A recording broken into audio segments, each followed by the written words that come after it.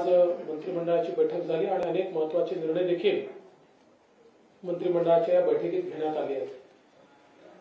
आज खरं म्हणजे आमच्या विरोधी पक्षाची पत्रकार परिषद फारशी चॅनल्सवर मला पाहायला मिळाली नाही, पण त्यांचं एक पत्र मात्र माननीय मुख्यमंत्र्यांना त्यांनी दिलेलं आहे आणि ते जे पत्र आहे मला असं वाटतं की अंतिम आठवडा प्रस्तावाचा मसुदा हा या पत्राच्या माध्यमातून त्यांनी दिलेला आहे। नेमकं कोणत्या गोष्टीवर फोकस करावं हे विरोधकांच्या लक्षात येत नाहीये, त्याच्यामुळे गोंधळल्यासारखी त्यांची स्थिती आहे। राज्यासमोरचे जे महत्त्वाचे प्रश्न आहेत त्याच्यावर सरकार सातत्याने काम करते आहे। शेतकऱ्यांचे प्रश्न असतील, शेतकऱ्यांना मदत देण्याचे प्रश्न असतील, कुठे अवकाळीचे प्रश्न असतील, कुठे त्या ठिकाणी दुष्काळाचे प्रश्न असतील, अशा प्रत्येक ठिकाणी मदत करण्याचं धोरण हे सरकारने सातत्याने घेतलंय। जी काही विकासाची कामं आहेत ती देखील अत्यंत वेगाने चाललेली आहेत। मोठ्या प्रमाणात राज्यामध्ये गुंतवणूक देखील येते आहे आणि विशेषतः मराठा समाजाच्या संदर्भात 10% आरक्षणाचा कायदा तयार करून राज्य सरकारने आणि विशेषतः माननीय मुख्यमंत्र्यांनी जो शब्द दिला होता तो शब्द देखील पूर्ण केलाय।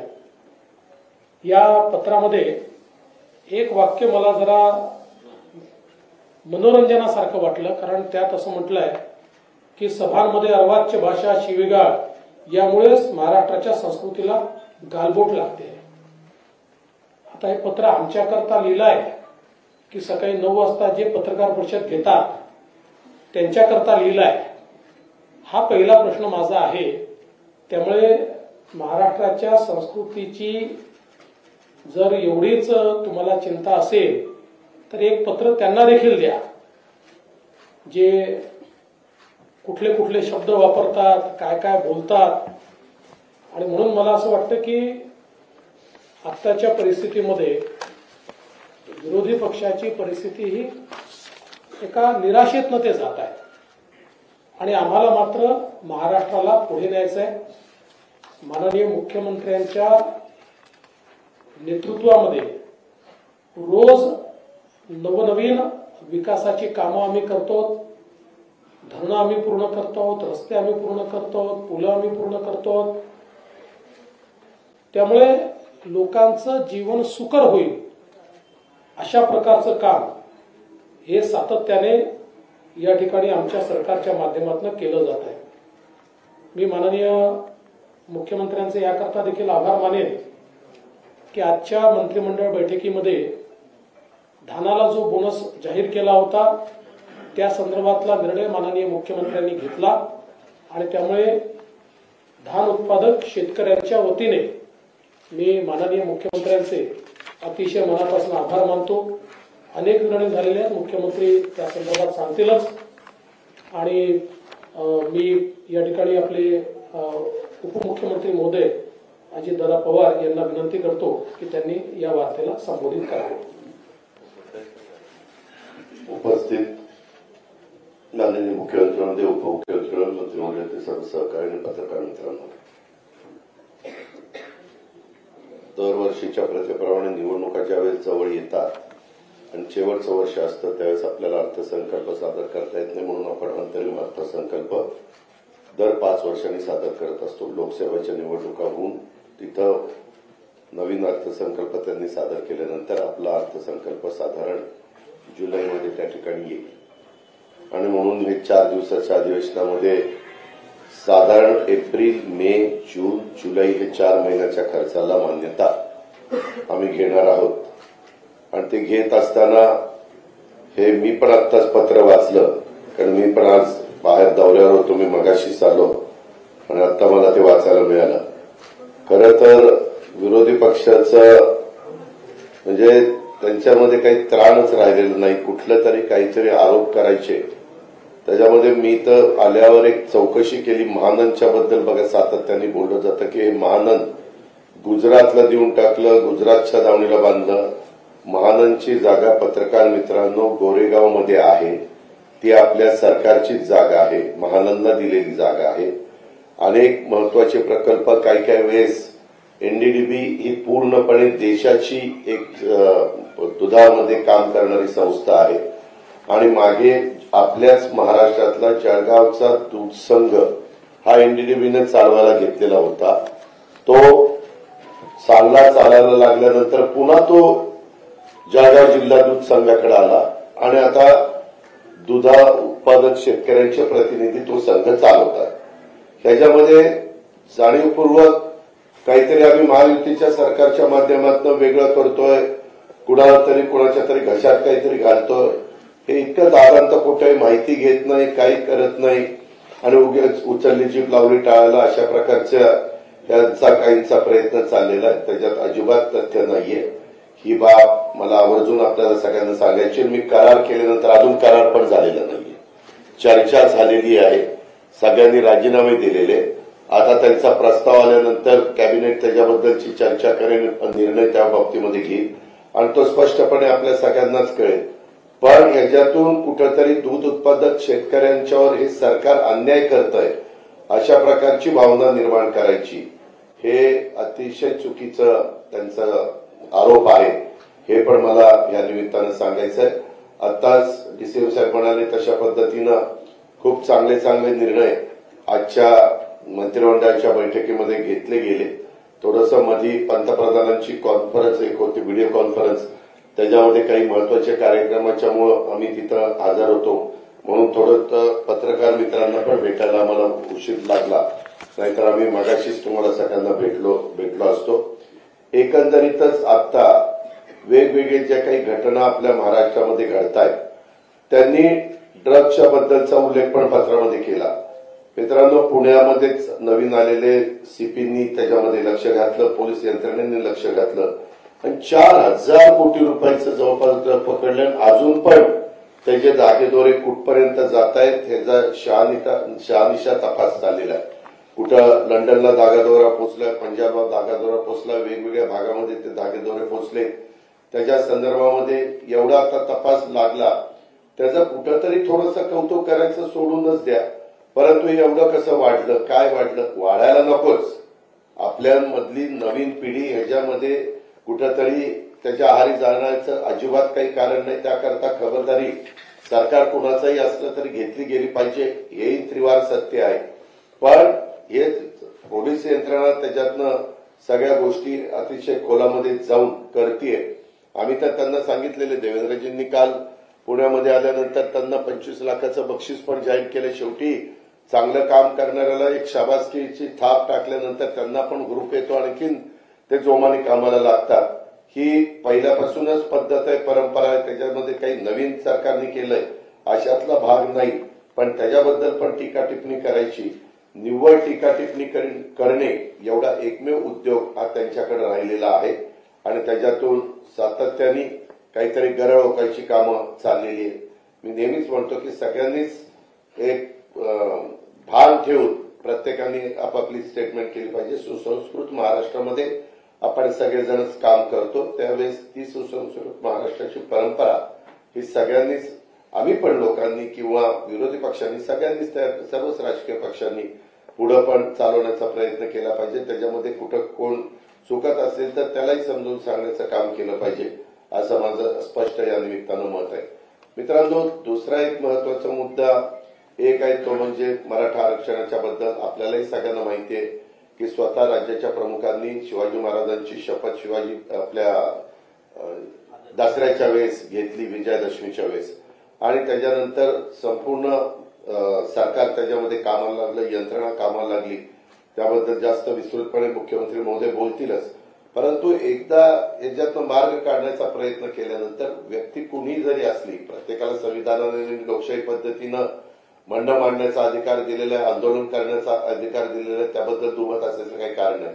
परंतु आपण काय बोलतोय, कशा पद्धतीनं बोलतोय, काही जण तिथं विभागीय आयुक्त असतील, कलेक्टर असतील, एसपी असतील किंवा बाकीचे अधिकारी असतील, यांच्याशी वागत असताना बोलत असताना त्यांना कशी प्रकारची शिवराळ भाषा वापरली जाते हे नक्की कोण करतंय, एवढं कसं काय धाडस होतंय, ह्याही खोलामध्ये थोडंसं जाण्याची नितांत गरज आहे.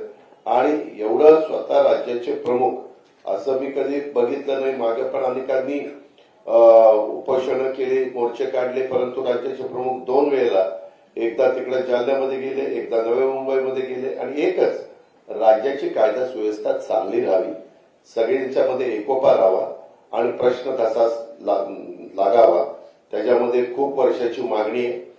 पृथ्वीराज बाबांच्या सरकारने पण त्याच्यामध्ये निर्णय घेतला होता, तो टिकला नाही हायकोर्टात. देवेंद्रजींनी पण निर्णय घेतला, तो टिकला नाही सुप्रीम कोर्टामध्ये. आणि त्याच्यानंतरच्या काळात आता निर्णय घेताना माणूस एखादा दुधाने तोंड भाजल्यानंतर ताक देखील फुंकून पितोही आपल्या मराठीमध्ये बोललं जातं. तशा पद्धतीनं फार बारकाईनं त्याच्यात लक्ष घातलं आणि मागास आयोग नेमणं, एक न्यायालयाची समिती नेमणं आणि त्याच्यातनं मार्ग काढणं, हे सगळ्या गोष्टी करत असताना आज देखील जाणीवपूर्वक वेगवेगळ्या प्रकारची वक्तव्य ही केली जातात. मुख्यमंत्र्यांच्या बद्दल शिवराळ भाषा केली जाते, उपमुख्यमंत्री असतील, बाकीचे सगळे जर असतील, अशी पद्धत आपल्या महाराष्ट्रामध्ये कधी नव्हती. कुणी असं समजू नये किंवा हे आपण काही बोललो तर ते खपतं, असं होणार नाही. शेवटी सगळ्यांना नियम कायदे सारखे आहेत याची नोंद देखील सगळ्यांनी घ्यावी. कारण नसताना हे समाजामध्ये गैरसमज पण निर्माण करण्याचा प्रयत्न करू नये. आणि मला समाजाला पण आवाहन करायचंय की हे सगळं करत असताना याच्यामध्ये सगळ्या गोष्टी टिकाऊ होतील ह्याच पद्धतीचा प्रयत्न, जसं बिहारच्या सरकारने नितीश कुमार यांनी 10% आरक्षण वाढवलं, तसं आपलं 52 अधिक 62 अधिक हे 72% झालेलं आहे. आणि सगळ्यांचं मत आहे की एक फार बारकाईनं काही कोटी लोकांचं सगळं माहिती घेऊन ते केलेलं आहे. सगळ्या सोयऱ्यांच्या बद्दल 6.5 लाख हरकती आलेल्या आहेत, त्याच्याबद्दलचं पण काम चाललेलं आहे. शेवटी करताना काम मागणी केल्यानंतर ती कायद्याच्या नियमाच्या चौकटीमध्ये कशी बसेल हा देखील अतिशय महत्वाचा त्याच्यातला प्रश्न असतो. त्याची पण नोंद कृपा करून सगळ्यांनी घ्यावी. आणि एकंदरीतच राज्यामध्ये सर्वसामान्यांचं सरकार चांगल्या पद्धतीनं काम करतं, ते करत असताना त्याला कुठेतरी गालबोट लावण्याचा प्रयत्न हा कोणी करू नये. त्याच्या पाठीमागं कोण आहे त्याही बद्दल खोलात जाऊन त्याच्या संदर्भातली माहिती घ्यावी लागेल. कारण एक व्यक्ती एवढं धाडस त्या बाबतीमध्ये करणार नाही, तर त्याही संदर्भामध्ये सरकार निश्चितपणे योग्य ती भूमिका घेईल, एवढंच मला या निमित्तानं सांगायचं. धन्यवाद. आजच्या पत्रकार परिषदेमध्ये उपस्थित सर्व पत्रकारांचं मनापासून स्वागत. उद्यापासून राज्याचं अधिवेशन सुरू होत आहे आणि त्यामध्ये अंतरिम अर्थसंकल्प आणि 5 दिवसाचं अधिवेशन. विरोधी पक्षांनी मुद्दे मांडले ते आपल्या सगळ्यांना माहिती, आम्ही बघितले नाही, पण खूप मोठं त्याच्यामध्ये. आणि पहिल्यांदाच 2 विरोधी पक्ष नेत्यांचं लेटरेट दिले. अगोदर वेगवेगळे द्यायचे ते. आता त्याच्यामधून काही लोक इकडे आले काँग्रेसमधून आणि सगळंच अगदी चलबिचल आहे, अस्थिरता आहे, एकामेकावर विश्वास राहिलाय की नाही माहीत नाही. त्यामुळे कोण काय पत्र देत आहे, कोण काय देणार आहे, कुणी काय दिलंय, यापेक्षा दोघांचं एक लेटरेट आलंय पहिल्यांदा. आणि एकंदरीत विरोधी पक्ष एक कसं मी मागच्या वेळी देखील म्हणालो होतो, एक जसं कॉन्फिडन्स हरवलेला विरोधी पक्ष या ठिकाणी आपण पाहतोय. अधिवेशनाने मागच्या वेळेस देखील आपण पाहिलं की त्यांचा परफॉर्मन्स काय होता सभागृहामधला. खरं म्हणजे चहापान हे एक दरवेळेला आपण ठेवतो, परंतु दरवेळेस ती काही चहापानाची प्रथा असते ती बहिष्कार घालण्याची प्रथा देखील विरोधी पक्षाने कायम ठेवली. कारण चहापान म्हणजे काय, चहा प्यायचं आणि तिथे फक्त राज्याच्या प्रश्नावर काही साधक बाधक चर्चा होत असते तिथे. परंतु विरोधी पक्षाने ती बहिष्कार टाकण्याची परंपरा कायम ठेवलेली आहे. त्यांना चहापानामध्ये नाही, राजकारणामध्ये जास्तीचा इंटरेस्ट आहे. ठीक आहे, त्याच्याबद्दल मी काही बोलत नाही. परंतु हा जो काही उद्याचं जे अधिवेशन आहे त्यामध्ये मोठ्या प्रमाणावर राज्यातले विषय चर्चेमध्ये येतील. त्याचबरोबर आपल्या राज्य सरकारने देखील गेल्या पावणे 2 वर्षामध्ये अनेक निर्णय घेतले. त्यामध्ये शेतकऱ्यांसाठी आपण मोठे निर्णय घेतले. जवळपास त्यांचा तोही मुद्दा आहे की शेतकऱ्यांना वाऱ्यावर सोडलं, पण आतापर्यंत 45,000 कोटी रुपयाचं आपण शेतकऱ्यांना मदत केली आहे. मग ती वेगवेगळ्या माध्यमातून अवकाळी असेल, गारपीट असेल, अतिवृष्टी असेल. त्याचबरोबर 6,000 केंद्र सरकारचे, राज्याचे 6,000. त्यांनी पीक विमा योजनेच्या बद्दल देखील आक्षेप घेतलाय. 1 रुपयामध्ये पीक विमा योजना आपण दिली आणि आपण सर्व पैसे सरकार भरतो. आणि यामध्ये देखील हे राज्य आपलं पहिलं राज्य आहे आणि त्यामुळे देखील त्यांनी टीका केली, माहिती घेतली पाहिजे होती त्यांनी. पण यामध्ये मोठ्या प्रमाणावर जे काही आपण शेतकऱ्यांसाठी, महिला भगिनींसाठी लेट लाडकी लखपती योजना केली, 50% एसटी मध्ये सवलत दिली, महिलांना सक्षमीकरण आपण करतोय, बचत गट, महिला बचत गट आपण सक्षम करतोय.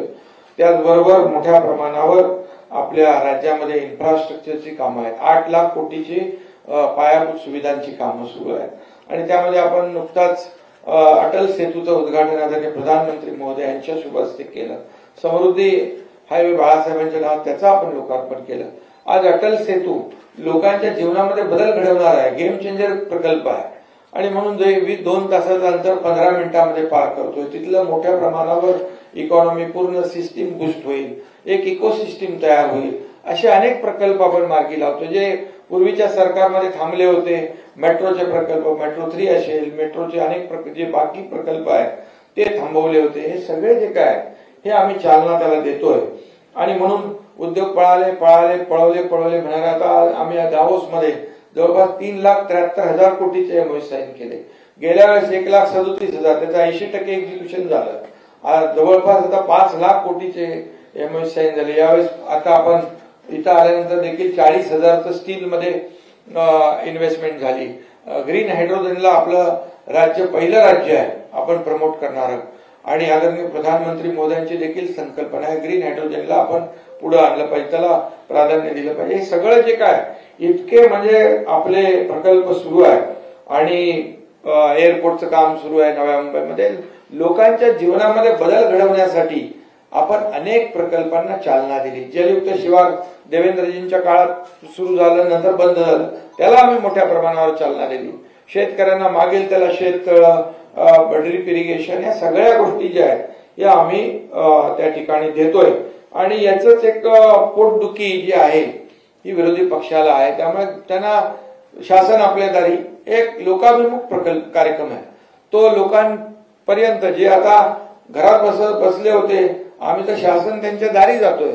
आणि म्हणून आज ही सगळी जी काय आहे ही जे मळमळ आहे, ही मळमळ एवढ्यासाठीच की सरकार जोरदारपणे काम करते, सरकार गतिमानतेने काम करते. सरकार हे डबल इंजिनचं सरकार, केंद्र देखील आपल्याला सपोर्ट करते, मदत. आज आपण आरोग्याच्यासाठी मोदी साहेबांचं एक उद्घाटन आणि लोकार्पण देशातल्या प्रकल्पांचे होते. आपले राज्यातले अनेक प्रकल्पांचं रिमोटद्वारे आरोग्य विभागाच्या लोकार्पण झालं, भूमिपूजन झालं. त्यामुळे आपण केंद्राकडे पाठवलेला एकही प्रस्ताव कुठलीही कपात न करता मंजूर होतोय. आणि म्हणून शेवटी आपल्याला केंद्र आणि राज्य सरकार मिळून या ठिकाणी काम करते. एक विचाराचं सरकार असलं की अशा प्रकारचे रिझल्ट मिळतात. आणि म्हणून हे सगळे जी काही पोटदुखी आहे ती पोटदुखी त्यांच्या या पत्रातून दिसून येते. आणि म्हणून या सगळ्या प्रकल्पांमुळे जसं केंद्र राज्य आपल्या मोदी साहेबांचं $5 ट्रिलियन जे स्वप्न आहे ते आपण $1 ट्रिलियन इकॉनॉमीचा आपण जे आपलं गोल जो आहे तो आपण अचीव करण्याकडे आपण जातोय. त्यामुळे सगळ्याच राज्यामध्ये सर्वांगीण विकासाचं काम सुरू आहे.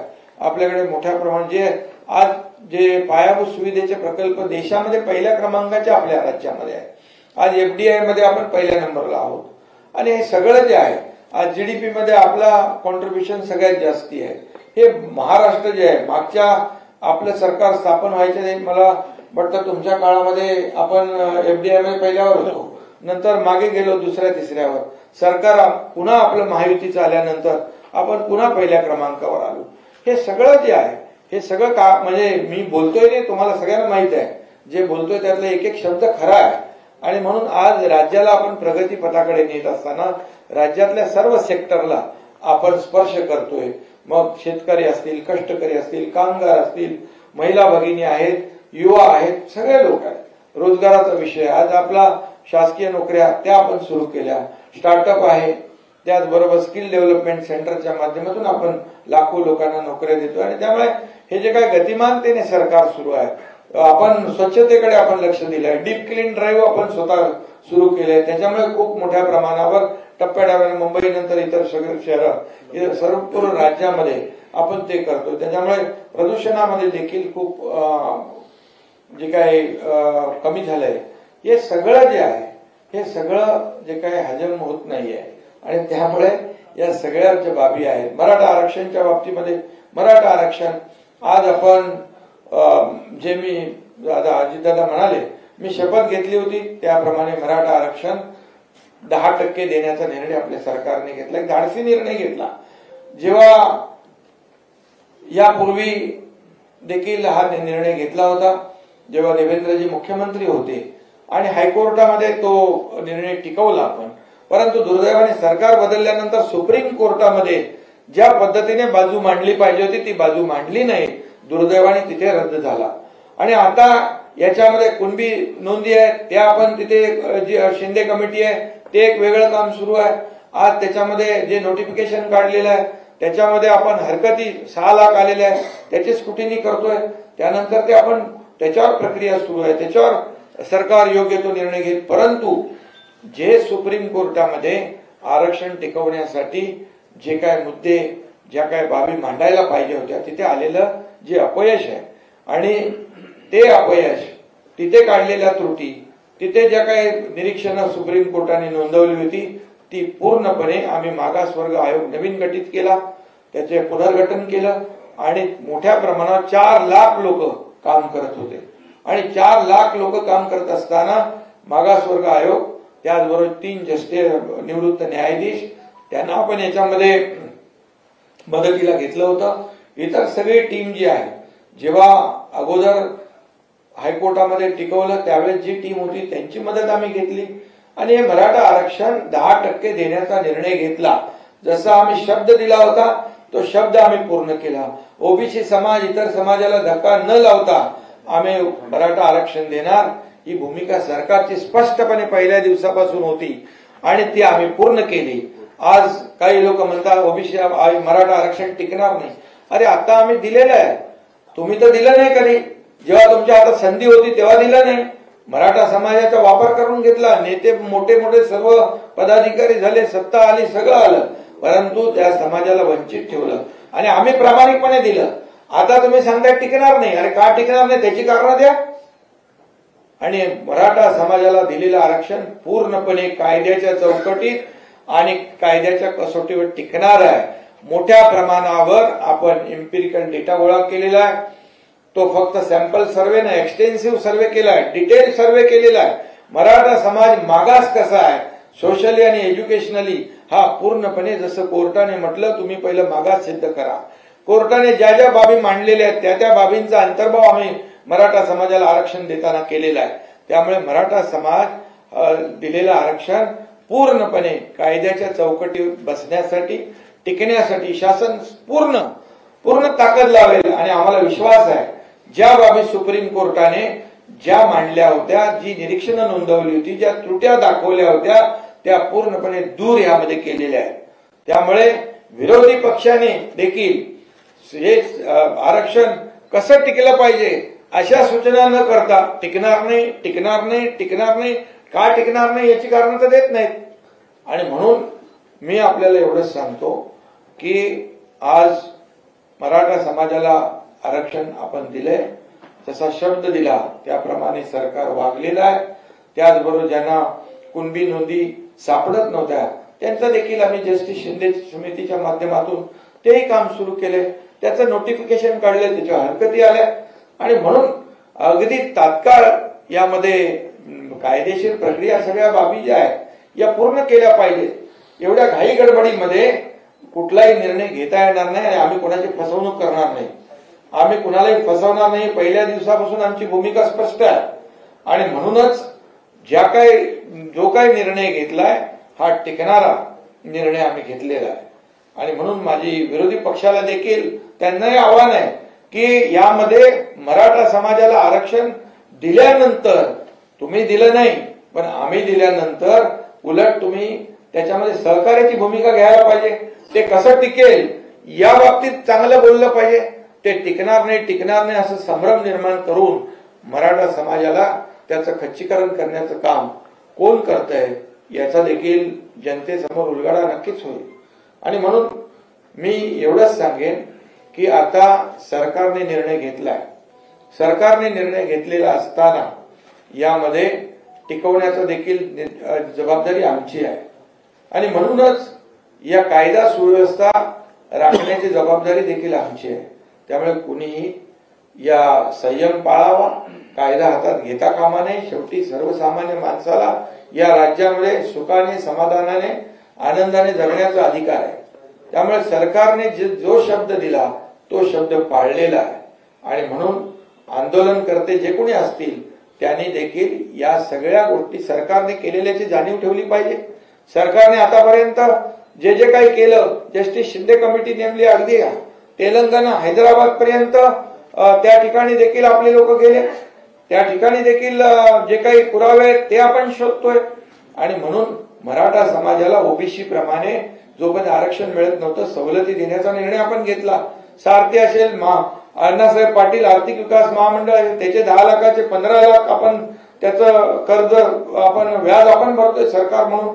आज हॉस्टेल ज्या ठिकाणी आहे तिथे हॉस्टेल दिले, जिथे हॉस्टेल नाही त्यांना आपण भाडं वाढवून ते स्वधार योजना सुरू केली आणि सगळं जे आहे हे आपण सकारात्मक करतोय. आज किती अधिसंख्य पदं होती, कोणी हिंमत केली? आमच्या सरकारने हिंमत केली. 5,000 लोकांना ज्यांचं सिलेक्शन झालं होतं, अपॉइंटमेंट मिळाली नव्हती, त्यांना अपॉइंटमेंट देण्याचं धाडस देखील आमच्या सरकारने केलं. 5,000 लोकांना आज नोकऱ्या मिळालेल्या आहेत. मध्ये मॅटमध्ये 500 लोक गेले होते एमपीएससीचे, तिथे हायकोर्टामध्ये बाजू मांडून लढवून परत त्यांना नोकऱ्या दिल्या आम्ही. कुठे सरकार मागे पडतंय, कुठे सरकार कमी पडतंय हे तर दाखवा. आणि म्हणून या सगळ्या ज्या काही बाबी आहेत या राज्यामध्ये काही लोकांचं अराजकता पसरवण्याचं जे काही हे आहे, कारस्थान आहे, हे कुणी करता कामा नये. या राज्यातली जनता सुज्ञ आहे, या महाराष्ट्रातली जनता सुज्ञ आहे आणि सरकार जे काम करतंय याचा देखील साक्षीदार जनता आहे. आणि म्हणून आतापर्यंत जे काही झालं नाही मराठा समाजाच्या बाबतीमध्ये, ओबीसी समाजाच्या बाबतीमध्ये अनेक निर्णय सरकारने घेतले. आज आपल्या धनगर समाजाचा पण आपण कॅबिनेटमध्ये तोही निर्णय आज आपण घेतला. 5,500 ते 10,000 5,500 ते 10,000 संख्या वाढवण्याचा.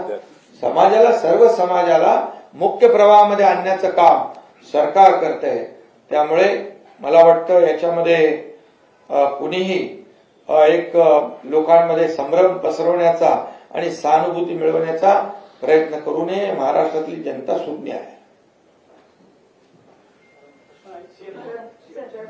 मनोज जरांगे पाटील वारंवार त्यांच्या मागण्यांमध्ये बदल करतायत, नवीन मागण्यांचा समावेश करतायत आणि आज त्यांनी दुपारी जे स्टेटमेंट केलेले असंसदीय शब्द काही वापरलेले त्यांनी, तर त्या संदर्भात आपली काय प्रतिक्रिया? दुसरं म्हणजे त्यांच्या विधानामागे विरोधी पक्षांचे नेते आहेत का? काही जणांनी आरोपी थेट केलेला आहे. शरद पवार साहेबांचं, उद्धव ठाकरेंचं नाव येतं, राजेश टोपे यांचं जे स्थानिक नेते जालन्याचे त्यांचे देखील नाव घेतले जाते. खरं म्हणजे मनोज जरांगे पाटील एक मराठा समाजासाठी एक प्रामाणिक भावना मनामध्ये ठेवून या लढ्यामध्ये उतरल्या अशी आमची पूर्ण भावना होती आणि त्याप्रमाणे मग जस्टिस शिंदे कमिटी आम्ही केली. आतापर्यंत कुणबी प्रमाणपत्र मिळत नव्हतं, ते देण्याचं काम सुरू झालं. मग त्याच्यामध्ये त्यांची मागणी आली सरसकट द्या. त्याच्यानंतर मागणी आली सगळ्या मराठवाड्यात पुरती मर्यादित होती, त्यानंतर अख्ख्या राज्यामध्ये व्याप्ती वाढवा, ती आम्ही वाढवली. त्यानंतर सगळे सोयऱ्याची मागणी आली, त्याच्यावर नोटिफिकेशन काढलं, त्याच्यावर हरकती आलेल्या आहेत, त्या अद्याप त्याच्यावर प्रक्रिया सुरू आहे. त्यानंतर ओबीसी मधून द्या, अशा प्रकारच्या मागण्या वेगवेगळ्या वेळोवेळी बदलत गेल्या. आणि खरं म्हणजे आता मी स्वतः मुख्यमंत्री म्हणून त्यांना भेटायला जालना या ठिकाणी गेलो. किती आतापर्यंत किती आंदोलनं झाली, 56 मोर्चे झाले मुंबईमध्ये. ज्यावेळेस देवेंद्रजी मुख्यमंत्री होते 56 आंदोलन मोर्चे झाले, शांततेत झाले. अगदी कायदा कोणी हातात घेतला नाही, सगळ्यांनी त्याची वाहवा केली. मराठा समाजाचे 56 मोर्चे झाल्यानंतर कुठल्याही समाजाला त्रास झाला नाही. परंतु यावेळेस काय झालं, यावेळेस कुठे आग लावली, कुठे काय केलं, दगडफेक झाली, कुठे काय, हे सगळं मराठा समाज हा संयमी आहे. मराठा समाजाने शिस्तीने आंदोलनं केलेली आहे. परंतु त्याला गालबोट लावण्याचं काम जे कोणी लोक करतात यापासून देखील मराठा समाजाने सावध राहिलं पाहिजे तरुणांनी. हे माझी सूचना आहे. आणि त्यामध्ये जरांगे पाटील मनोज जरांगे पाटील जेव्हापर्यंत या ठिकाणी लोकांसाठी काही प्रामाणिक भावना आहे अशा प्रकारचं त्याची भावना होती. सरकार त्याच्याबरोबर, मी जालनाला गेलो, नव्या मुंबईत गेलो आणि मुख्यमंत्री असताना मी कधीही इगो ठेवला नाही. परंतु आता जी काही त्यांची भाषा आहे ती भाषा राजकीय भाषा मला वाटते. आणि त्याच्या मागे कोणीतरी बोलवतंय अशा प्रकारचा वास येतोय. आणि त्यामुळे यामध्ये कुठल्याही राजकारणाला बळी न पडता मराठा समाजाने आपल्याला सरकारने दिलेला निर्णय जो आहे हा सरकारने दिलेला निर्णय पूर्णपणे विचारांती निर्णय घेतलेला आहे. आणि आज मुख्यमंत्री उपमुख्यमंत्री यांच्याबद्दल अशा प्रकारचं वक्तव्य करणं, खालच्या पातळीवर जाऊन बोलणं ही आपली संस्कृती नाहीये, ही महाराष्ट्राची संस्कृती नाहीये. आंदोलनकर्ते अनेक होऊन गेले. आज देवेंद्रजींच्या बाबतीमध्ये कुठला आरोप केला त्यांनी, अशा प्रकारचं कुणीतरी त्यांना सांगायला लावतंय का याचा त्यांनी विचार केला पाहिजे. जर देवेंद्रजी मराठा समाजाच्या विरोधामध्ये असते तर त्यांनी मागच्या वेळेस जे आरक्षण दिलं, आम्ही सगळे एकत्र होतो, मराठा समाजाला आरक्षण मिळवून दिलं, त्यासाठी खूप मेहनत आम्ही घेतली. त्यावेळेस हायकोर्टामध्ये देखील टिकवलं.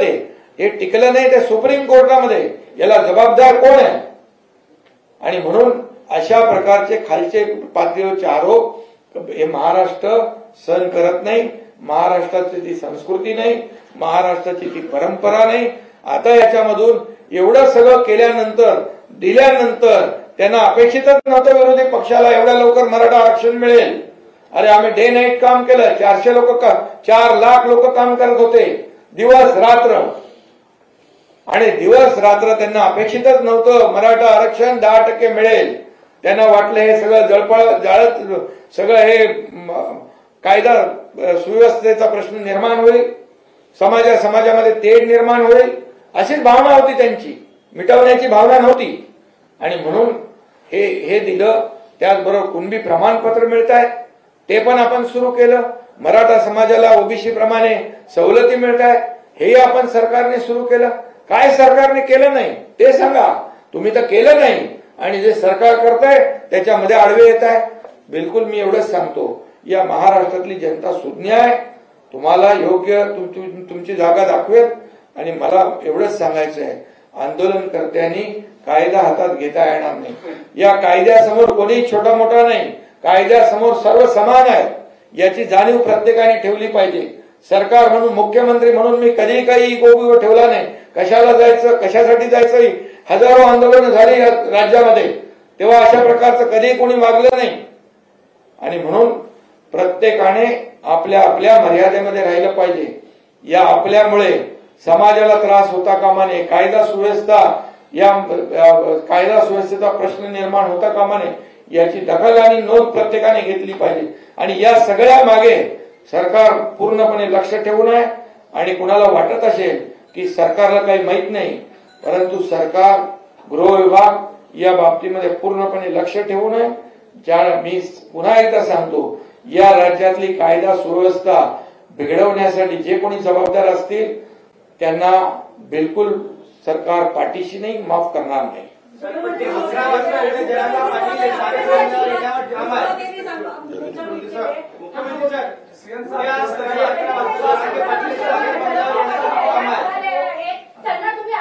काय उद्या सकाळी 11 वाजता सागर बंगल्यावर येणार असं थेट आव्हान केलंय. पोलीस आणि गृह विभाग जे कायदा सुव्यवस्था राखण्यासाठी जे काही करायचं ते करेल. आणि फडणवीस साहेबांनी केले त्यांच्याबाबत त्यांच्यावर कारवाई होणार का? आणि फडणवीस साहेबांचं मत त्याबाबत काय आहे? सर अजून त्याला दोन एक प्रश्न आहे मला की तुम्ही म्हणालात एक आरोप त्यांनी केला आहे की सलाईन मध्ये विष देऊन मारण्याचा प्रयत्न आहे. लक्षामध्ये दिलं आणि तुम्ही त्यांच्यावर कारवाई करायला पाहिजे होती. ज्या पद्धतीने ते वाद गेले आणि जरांगे पाटील हे काय एकमेव मराठ्यांचे नेते नाहीयेत असं आम्ही मानतो आणि जनताही मानते. तुम्ही त्यांच्यावर विश्वास ठेवत इतका वेळ त्यांना सांभाळून घेत नाही, तुमची चूक आहे आणि तुम्ही त्यांच्यावर आताच कारवाई करणार का हे सांगा. पहिल्यांदा तर सागर बंगला हा सरकारी आहे. कोणीही सरकारी कामाने कधीही सागर बंगल्यावर येऊ शकतं, कोणाची अडवणूक नाही. दुसरी गोष्ट, जे माननीय मुख्यमंत्र्यांनी या ठिकाणी सांगितलं, कुठल्या निराशेतून ते बोलतायत, कुठली सहानुभूती त्यांना घ्यायची आहे याबद्दल मला कल्पना नाही. ते जे बोलले ते बिनबुडाचं आहे, धादांत खोटं आहे हे त्यांना देखील माहिती आहे. मराठा समाजाकरता मी काय केलं मुख्यमंत्र्यांनी आता सांगितलं आणि मराठा समाजालाही माहिती आहे. आज जी सारथी किंवा अण्णासाहेब पाटील आर्थिक विकास महामंडळ मराठा विद्यार्थ्यांना आणि तरुणांना आशेचं स्थान आहे, त्याची सुरुवात मी केली आहे. त्याच्या सगळ्या योजनांची सुरुवात मी केली आहे आणि त्याच्यानंतर माननीय मुख्यमंत्री महोदयांनी त्या सगळ्या योजना अधिक सुदृढ केल्या आहेत, त्या योजनांमध्ये वाढ केलेली आहे. मराठा आरक्षण मी हायकोर्टात देखील टिकवलं, जोपर्यंत मी मुख्यमंत्री होतो सुप्रीम कोर्टात देखील टिकवलं. माझं मुख्यमंत्रीपद गेल्यानंतर जे मुख्यमंत्री आले होते आणि त्यांच्यासोबत जे काही ज्यांना जबाबदाऱ्या दिल्या होत्या, जे काही असेल, पण ते सुप्रीम कोर्टामध्ये ते मुख्यमंत्री हे आरक्षण टिकवू शकले नाहीत, हे देखील आपण सगळ्यांनी स्पष्टपणे बघितलेलं आहे. त्यामुळे कोणाच्या म्हणण्याने मराठा समाज त्या गोष्टीवर विश्वास ठेवेल असं मानणाऱ्यांपैकी मी नाही. पण एक गोष्ट मात्र निश्चित आहे, जी स्क्रिप्ट आतापर्यंत उद्धव ठाकरे बोलत होते, ज्या स्क्रिप्टवर पवार साहेब बोलत होते, नेमक्या तशाच स्क्रिप्टवर तेच विषय जरांगेंनी का मांडावे असा माझ्यासमोर प्रश्न आहे. त्याच्यामुळे याच्या पाठीशी काय आहे काय नाही आहे मुख्यमंत्री महोदयांनी सांगितलं, त्याची काही कल्पना आमच्याकडे आहे, ती योग्य वेळी बाहेर येईल. तुर्तस एवढंच आहे, कायदा सुव्यवस्था न बिघडवता कोणी आंदोलन केलं तरी आमची हरकत नाही, पण कायदा आणि सुव्यवस्थेचं पालन होणार नसेल तर पोलिसांना योग्य कारवाई ही करावीच लागेल.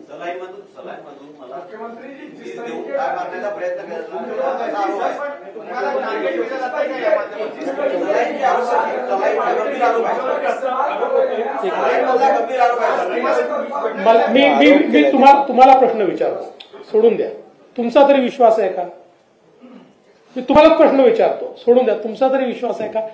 अशा गोष्टीला उत्तर तरी द्यायच्या, तुम्हालाही समजलं पाहिजे. तुम्ही मला असे प्रश्न विचारता, मला तुमचं आश्चर्य वाटतं. मुख्यमंत्री जी एक तरफ किसानों का आंदोलन चल रहा है तो दूसरी तरफ महाराष्ट्र में चुनाव सामने है, इसलिए आपको लगता है कि ये साजिश के तहत जो है जरांगे इस तरह से निकले हैं और क्या इसके पीछे कोई राजनीतिक साजिश आपको नजर आती है और आप जांच करके? नहीं, इसलिए तो मैंने पहले कहा कि जब एक कार्यकर्ता के रूप में एक समाज के लिए जो लड़ता है न्याय दिलाने के लिए, तब तक हमने पूरा उनको सहयोग किया. क्या नहीं किया? हम लोग ने सब कुछ किया है. और अब जब उनकी बोली भाषा बदल गई है, जैसे डीसीएम साहब ने बोला कि जो शरद पवार उद्धव ठाकरे जो बोल रहे हैं वो वही भाषा बोल रहे हैं, इसका मतलब ये साजिश है. और ये साजिश का पर्दाफाश तो होगा. इसमें कोई कानून के सामने कोई छोटा बड़ा नहीं है. जब तक हम समझते थे एक ईमानदारी से लड़ाई लड़ रहे हैं, हम उसके लिए सब कुछ किया. मुख्यमंत्री किधर जाता है, कितने आंदोलन हुए आज तक. इसलिए अपने अपने सीमा में हर एक ने रहना चाहिए. सरकार सबका है और सरकार सबके लिए कर रहा है. हमने जो शब्द दिया था वो पूरा किया है, किसी अन्य समाज को अन्याय नहीं करते हुए. ये तो मराठा समाज में खुशी की लहर है. अभी ये बार बार ये मांग एक होने के बाद दूसरा, ए होने के बाद बी होने के बाद सी होने के बाद डी, वो सब देने के बाद फिर तो राजनीति की भाषा बहुत चालू हो गई। ये ऐसे कौन से देवेंद्र जी ने अगर मराठा समाज को नहीं देना होता तो उनके समय में मराठा आरक्षण कैसे मिलता? मराठा समाज को आरक्षण भी मिला, हाईकोर्ट में उसको वैलिड भी हुआ और सुप्रीम में जब गया तो मुख्यमंत्री कौन थे? 5,000 लोगों को नौकरियां देने की बात थी तो यही एकनाथ शिंदे ने कहा था जो भी होगा उसका जिम्मेदार हम है, हम फेस करेंगे। 5,000 लोगों को नौकरी देने का हिम्मत हम लोग ने दिखाया है। तो जो बोलने वाले जो है उन्होंने सिर्फ मराठा समाज का इस्तेमाल किया है। अब जब दिया है तो बोलते टिकेगा नहीं। अरे क्यों टिकेगा नहीं, उसका तो रीजन बताओ। ये मराठा आरक्षण पूरा ऐसी तरह से दिया है कि जो सुप्रीम कोर्ट ने जो ऑब्जर्वेशन, जो त्रुटियां, खामियां निकाली थी उसे पूरा किया है। 4 लाख लोगों को काम पे लगाया था इसमें। हर जिले में हर कलेक्टर ऑफिस में विशेष ऑफिस खोला था इसके लिए। और जो दिया है तो उससे पॉजिटिव बात करनी चाहिए। इसका मतलब राज्य में कानून व्यवस्था बिगाड़ना, ये सामने चुनाव देखकर राजनीति की रोटियां सेकना, ये लोग बहुत भली भांति जानते हैं। बहुत समझदार महाराष्ट्र की जनता है। ये उनको सही जगह दिखाएंगे। इसके पीछे जो भी साजिश है वो साजिश तो उसका पर्दाफाश तो होगा ही। लगातार जो भूमिका बदल रही है मनोज जरांगे पाटिल की, पिछले 3 महीने से आपसे लगातार मांग बढ़ती जा रही है। अब जब आरक्षण की मांग पूरी होती है उसके बाद राजनीतिक आरोप प्रत्यारोप शुरू हो जाते हैं। इसको कैसे? ये देखो, महाराष्ट्र की संस्कृति है। इतने निचले स्तर पर आरोप लगाना आंदोलनकारियों ने ये शोभा नहीं देता। ये उनकी बोली नहीं है, ये और किसी की बोली है। और इसलिए मैं अभी भी कहूंगा कि उन्होंने इससे बलि पड़ना नहीं चाहिए, लोगों के बहकाव में नहीं आना चाहिए। जो लोग जो आज जिन्होंने इतने साल राजनीति की, जब उनके हाथ में था मराठा समाज को आरक्षण देना, तब नहीं दिया, वंचित रखा सबको। और जब हमने देने की हिम्मत बताई तो उसके साथ में जैसे सहयोग करना चाहिए, न कि कानून व्यवस्था बिगाड़ के संभ्रम निर्माण करना चाहिए।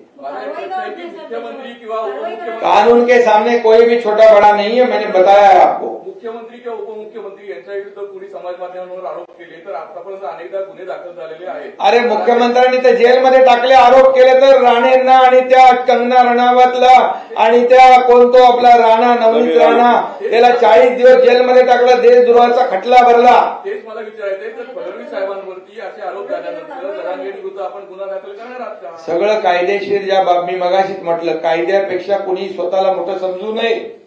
संयम ठेवलेला आहे सरकारने, संयमाचा अंत पाहू नका। दुसरा प्रश्न असा आहे की 2.5 वर्षाच्या काळात सुप्रीम कोर्टाने आरक्षण टिकवलं नाही, महाविकास आघाडी सरकारने असं म्हणाला होता। त्या सरकारमध्ये राष्ट्रवादी काँग्रेस पक्ष सामील होता आणि त्याच्यात अजितदादा पवार उपमुख्यमंत्री होते। हा, मग काय झालं? त्याच्यामध्ये कुठं एक अजितदादा पवार काय उपसमितीचे अध्यक्ष होते का मुख्यमंत्री होते? असं नाही, पण पक्षीय अरे असं काय, तुम्ही बघा, आरक्षण जे टिकलं हायकोर्टामध्ये, सुप्रीम कोर्टामध्ये टिकलं नाही का? याचं कारण जे आहे हे तुम्हाला माहित आहे, सगळ्यांना माहित आहे। आणि त्या सगळ्या त्रुट्या ज्या आहेत आणि जी निरीक्षण आहे ती आम्ही पूर्णपणे या मागासवर्ग आयोग आणि आपल्या सर्व्हेमध्ये त्याची नोंद घेतलेली आहे। माझा प्रश्न वेगळा आहे, त्या समितीमध्ये आपणही होता, त्या गव्हर्नमेंटमध्ये हा होतो ना, मी मुख्यमंत्री नव्हतो, मी त्या उपसमितीचा अध्यक्ष पण नव्हतो। कोणते अडथळे आले असं मला विचारायचं? अरे अडथळे सगळे दूर केले आम्ही। तुम्हाला मी सांगतो, राज्य सरकार ते पूर्णपणे आरक्षण टिकवणार आणि सुप्रीम कोर्टाच्या गाईडलाईन प्रमाणेच आम्ही आरक्षण दिलेलं आहे। ठीक आहे, ठीक आहे, धन्यवाद, आभारी आहे।